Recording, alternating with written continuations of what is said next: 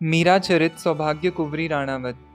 राधा राधा राधा राधा। संगीत और योग की शिक्षा। मेड़ता लौटकर दूधाजी ने अपने कामदार को कुछ सवारों के साथ पुष्कर भेजा कि योगी श्री निवृत्ति नाथ जी वहां हो तो उन्हें ससम्मान मेड़ता ले आएं। इसी बीच ब्रज के एक प्रसिद्ध संत श्री बिहारी दास जी अपने 2 शिष्यों के साथ घूमते हुए मेड़ता पधारे।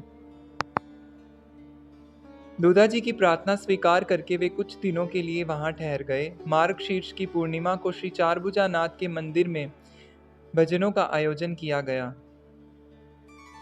राज परिवार और अन्य महिलाओं के लिए झरोखों में बैठने की व्यवस्था थी। सभा मंडप में एक और प्रजागण और दूसरी ओर राजपुरुषों के साथ दूधाजी बैठे। दूधाजी की एक और मीरा, दूसरी ओर जयमल उनसे सटकर बैठे थे। संत बड़े भजनानंदी और संगीत शास्त्र के आचार्य थे। वाद्य सस्वर होने पर उन्होंने गाना आरंभ किया। मृदंग और तानपुरे पर सीधे स्वर और भावपूर्ण बोलों ने भक्त हृदयों को बांध लिया। मीरा ध्यान देकर सुन रही थी। तानपुरे के चारों तार झंकृत होकर स्वर लहरियां विकीर्ण कर रहे थे। मृदंग पर पड़ती थाप जैसे हृदय को धक्क से कर देती। सारा वातावरण संगीत में डूब गया था। राव दूधाजी के पास बैठी मीरा सोच रही थी, ये संत कैसे डूबकर गा रहे हैं, जैसे भजन के बोल इनके बंद नेत्रों के सामने प्रत्यक्ष रूप से घटित हो रहे हों। कैसा मीठा और गहरा स्वर है इनका। वाणी जैसे नाभि कूप से उठ रही हो। कभी मैं भी ऐसा गा सकूंगी। वह एकाग्र तंद्रावस्थावत बैठी सुनती रही। दूधाजी की आंखों से आंसू झर रहे थे। अन्य श्रोता भी मुग्ध थे। आधी रात बीतने पर संत ने तानपुरा भूमि पर रखा। चारों ओर नीरव शांति थी। सभी के मन अभी भजन के प्रभाव से बंधे थे। सर्वप्रथम मीरा ने ही मौन भंग किया। बाबूसा, ये क्या नारद जी हैं? यह वीणा है। उन्होंने तानपुरे की ओर संकेत किया। जोशी जी महाराज ने बताया कि नारद जी वीणा और करताल बजाकर भजन करते हैं। पहले महाराज जी के श्री चरणों में प्रणाम करो बेटी, फिर प्रश्न पूछो। दूधाजी ने कहा तो मीरा के साथ जयमल ने भी उठकर संत को प्रणाम किया। मुस्कुराकर उन्होंने दोनों हाथ बालकों के सिर पर रखे। जयमल तो जाकर फिर से अपने बाबोसा की गोद में सोने का उपक्रम करने लगे, किंतु मीरा ने यथास्थान बैठकर अपने प्रश्न का उत्तर पाने के लिए महाराज जी की ओर संकेत और देखा। उसकी वह शांत, सरल और सुंदर मुखाकृति, मधुर स्वर और प्रश्न पूछती सी स्वच्छ निर्मल दृष्टि, संत कुछ क्षण मुग्ध से देखते रह गए। फिर धीमे स्वर में बोले, मैं तो प्रभु का तुच्छ दासानुदास हूँ बेटी। संत राजमहल में ही ठहरे थे। रात्रि के चतुर्थ प्रहर के पूर्व ही उनकी नींद उचट गई। शैया त्याग कर वे कक्ष के बाहर आए। प्रातः पूर्व के शीतल मंद समीर की लहरों पर बहती कच्चे कंठ की गीत ध्वनि उनके कर्णों में सुधा सिंचन करने लगी।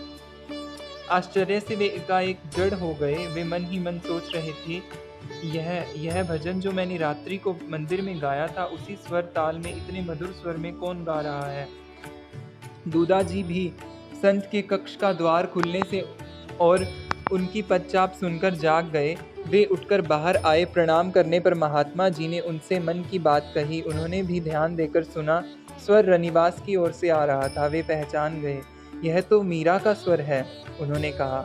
कैसी विलक्षण स्मृति संत के मुख से निकला। ऐसी अद्भुत प्रतिभा प्रभु की महती कृपा के बिना नहीं मिला करती। देखिए ना, कहीं भी स्वर भंग नहीं हो रहा और न ही बोल छूटे हैं। केवल एक बार सुनकर इतना सीख लेना। दूधाजी से मीरा की प्रतिभा, संत से गिरधर गोपाल की प्राप्ति और डाकोर के पथ में योगी से वार्ता आदि बातें जानकर संत बहुत प्रभावित हुए। प्रातः जब मीरा दूधाजी के साथ प्रणाम करने आई तो उन्होंने स्वतः उसकी संगीत शिक्षा का भार वहन करने की इच्छा प्रकट की। मीरा प्रसन्न हो उठी। योग्य शिष्य पाकर गुरु को भी उतनी ही प्रसन्नता होती है जितनी सुयोग्य पुत्र पाकर पिता को। सुयोग्य शिष्य के सन्मुख गुरु क्रमशः अपनी विद्या के समस्त द्वार एक एक करके खोल देते हैं। उसे अपने समान ही नहीं, अपने से भी अधिक विद्या संपन्न पाकर उन्हें अपनी सफलता का बोध होता है। मीरा की असाधारण शक्ति देखकर वे चकित व प्रसन्न थे। जब योगी श्री निवृत्तिनाथ मेड़ता पधारे तो दूधाजी के हर्ष की सीमा न रही। प्रभु की असीम अनुकंपा के बिना भला ऐसे संत का सानिध्य मिलता है। हर्ष बेवल दूधाजी ने परात के पानी के साथ नेत्र जल से महात्मा के चरण पखारे, उनकी पूजा की, खान पान और आवास की उपयुक्त व्यवस्था राजमहल में ही की। राठौड़ वीर दूधाजी सचमुच बहुत भाग्यशाली थे। यौवन काल में वे उद्भट योद्धा थे। अंतः सलीला भक्ति भागीरथी अब वार्धक्य में जैसे कूल तोड़कर प्रवाहित हो रही थी। भाग्य और भगवान दोनों ही उन्हें सानुकूल थे, तभी तो उच्च कोटि के संत महानुभावों का घर बैठे उन्हें संग और सेवा का बारंबार अवसर प्राप्त होता। इस पर मानो इतना ही सौभाग्य प्राप्त न मानकर प्रभु ने उन्हें मीरा जैसी भक्तिमती पौत्री एवं जयमल जैसा प्रचंड वीर और परम भक्त पौत्र प्रदान किया, जिन्होंने बाबोसा का नाम भी इतिहास और भक्त जगत में चिरस्मरणीय बना दिया। प्रथम दिन के विश्राम के अनंतर दूसरे दिन प्रातः दूधाजी मीरा को लेकर श्री निवृत्तिनाथ जी के कक्ष में गए। देखा कि महात्मा की झोली और आसन पड़े हैं, किंतु वे स्वयं नहीं हैं। प्रहरी से पूछने पर ज्ञात हुआ कि वे नगर से बाहर कदाचित दूधासर की ओर पधारे हैं। शीघ्र ही पहुंचने की दृष्टि से वे मीरा के साथ आश्वासीन हुए। वल्गा और एड़ी का संकेत पाते ही स्वामी भक्त अश्वनगर द्वार की ओर दौड़ चला। जब दूधासर पर दृष्टि पड़ी तो उन्होंने उतरकर अश्व को वृक्ष से बांध दिया। मीरा का हाथ थाम वे दूधासर के निकट पहुंचे। प्रातः काल का सुगंधित शीतल समीर मंद गति से प्रवाहित हो रहा था। दूर क्षितिज पर उदित भूमि तिलक ने अपनी प्रभा से सरोवर के जल पर मानो पारदर्शी स्वर्ण पट फैला दिया हो। वृक्षों पर लदे पक्षी उनके स्वागत में स्तुति गान कर रहे थे। कहीं पास ही गायों और बछड़ों के रंभाने के स्वर सुनाई दे रहे थे। प्रकृति का यह स्वच्छ शांत स्वरूप सहज ही अंतर्मुख होने को बाध्य सा करने लगता था। सरोवर के पश्चिम तट पर अवस्थित अश्वत्थ के नीचे बनी वेदी पर महात्मा ध्यानस्थ आसीन थे। दूधाजी ने पौत्री के साथ थोड़ी दूर से उन्हें प्रणाम किया और ऐसे स्थान पर बैठे कि आंख खुलने पर वे सहज ही दिखाई दे जाएं। दूधाजी जप करने लगे और मीरा ध्यान से महात्मा की ओर की ध्यान मग्न प्रशांत मुख मुद्रा देखने लगी। आहा, कैसी शांत अवस्था है इनकी। संसार की सारी हलचल और देह के सुख दुख से पूर्णतः निरपेक्ष। कैसा अच्छा हो यदि चाहते ही ऐसी अवस्था प्राप्त की जा सके। ऐसी अवस्था होने पर कभी प्रतिकूलता अपने लक्ष्य की प्राप्ति में व्याघात न बन सकेगी।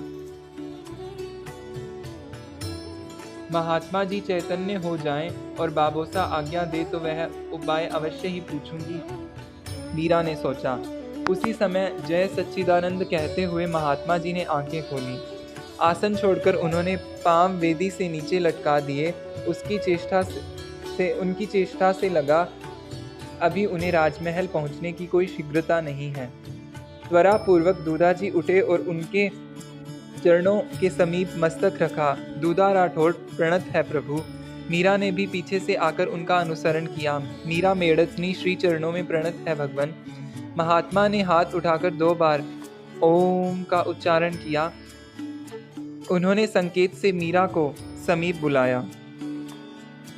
वह विनय पूर्वक समीप जाकर खड़ी हो गई और नेत्र उठाकर उनकी ओर देखा।